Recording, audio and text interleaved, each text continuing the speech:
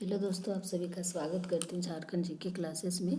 आज का क्लास में हम लोग झारखंड का इतिहास में झारखंड में जनजातीय विद्रोह, पहाड़िया विद्रोह के बारे में आज महत्वपूर्ण क्वेश्चन आंसर देखेंगे। तो पहाड़िया विद्रोह कब से कब चला था? तो पहाड़िया विद्रोह 1772 से 1782 ईस्वी तक चला था और ये विद्रोह 10 वर्षों तक चला था।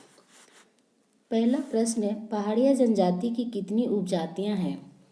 पहाड़िया जनजाति की कितनी उपजातियां हैं? इसका सही आंसर हो जाएगा बी, 3 उपजातियां हैं। कौन कौन से उपजातियां हैं पहाड़िया जनजाति के?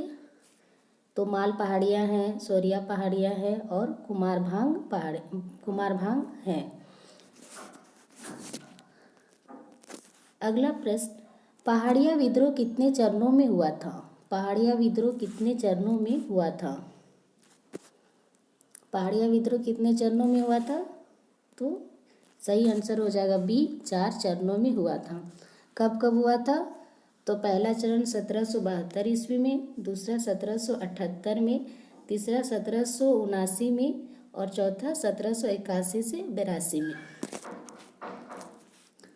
अगला प्रश्न, पहाड़िया विद्रोह के प्रथम चरण का विद्रोह कब हुआ? पहाड़िया विद्रोह का प्रथम चरण का विद्रोह कब हुआ? सही आंसर हो जाएगा ए, 1772 ईस्वी में। अगला प्रश्न, पहाड़िया विद्रोह के प्रथम चरण के नेतृत्व किसने किया? पहाड़िया विद्रोह के प्रथम चरण के नेतृत्व किसने किया? पहाड़िया विद्रोह जो हुआ था उसका प्रथम चरण का नेतृत्व किसने किया था? इसका आंसर हो जाएगा सी, रमना आहड़ी ने। अगला प्रश्न, पहाड़िया विद्रोह के दूसरे चरण के नेतृत्व किसने किया? पहाड़िया विद्रोह के दूसरे चरण का नेतृत्व किसने किया? किसने किया था? इसका आंसर हो जाएगा बी, जगन्नाथ देव ने।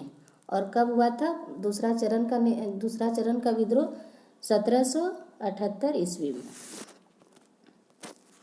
अगला प्रश्न, पहाड़िया विद्रोह के चौथे चरण का काल क्या था? पहाड़िया विद्रोह के जो चौथा चरण का काल था वो क्या था? इसका आंसर हो जाएगा बी, 1781 से 82 ईस्वी तक। अगला प्रश्न, पहाड़िया विद्रोह के तीसरा चरण का विद्रोह कब प्रारंभ हुआ? पहाड़िया विद्रोह के तीसरा चरण का विद्रोह कब प्रारंभ हुआ?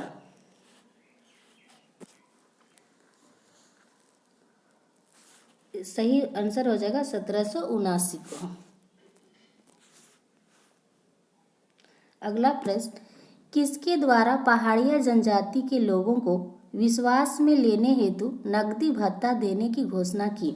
तो किसके द्वारा पहाड़िया जनजाति लोगों को विश्वास में लेने हेतु नकदी भत्ता देने की घोषणा की? इसका सही आंसर हो जाएगा सी, क्लीवलैंड ने। अगला प्रश्न, प्रथम चरण के पहाड़िया विद्रोह का प्रमुख कारण क्या था?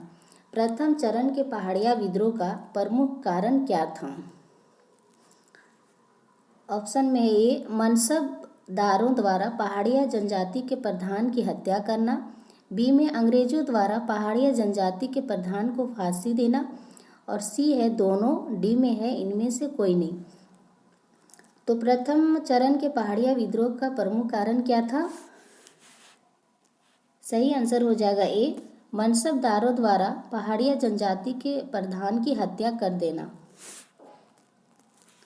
अगला प्रश्न, पहाड़िया विद्रोह का चौथा चरण निम्न में से किसके नेतृत्व में किया गया? पहाड़िया विद्रोह का जो चौथा चरण था किसके नेतृत्व में किया गया? इसका आंसर हो जाएगा डी, रानी सर्वेश्वरी के नेतृत्व में किया गया।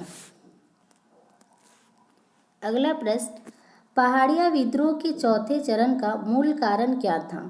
पहाड़िया विद्रोह के चौथे चरण का मूल कारण क्या था? ए में है अंग्रेजों द्वारा दामिन एक को की घोषणा, बी में इस क्षेत्र को सरकारी संपत्ति घोषित कर देना, सी में है दोनों और डी में है इनमें से कोई नहीं। इसका सही आंसर हो जाएगा सी। प्रमुख इसका जो मूल कारण था अंग्रेजों द्वारा दामिन ए को की घोषणा करना और इस क्षेत्र में सरकारी संपत्ति घोषित कर देना। अगला प्रश्न, दामिन ए को की स्थापना कब हुई? दामिन ए को की स्थापना कब हुई? इसका आंसर हो जाएगा बी 1824 ईस्वी में। अगला प्रश्न, रानी सर्वेश्वरी कहाँ की रानी थी? रानी सर्वेश्वरी कहाँ की रानी थी? इसका आंसर हो जाएगा सी, महेशपुर की रानी थी। अगला प्रश्न, दामिन ए कोह में 1790 से 1810 ईस्वी के बीच किस जनजाति के लोग को आश्रय दिया? दामिन ए कोह में 1790 से 1810 ईस्वी के बीच किस जनजाति के लोगों को आश्रय दिया? इसका आंसर हो जाएगा सी, संथाल जनजाति के लोगों को। अगला प्रश्न, किस विद्रोह में दामिन ए कोह की स्थापना की गई? किस विद्रोह में दामिन ए कोह की स्थापना की गई? इसका आंसर हो जाएगा डी, पहाड़िया विद्रोह में। आज की क्लास में बस इतना ही, मिलते हैं कल की क्लास में। Thank you.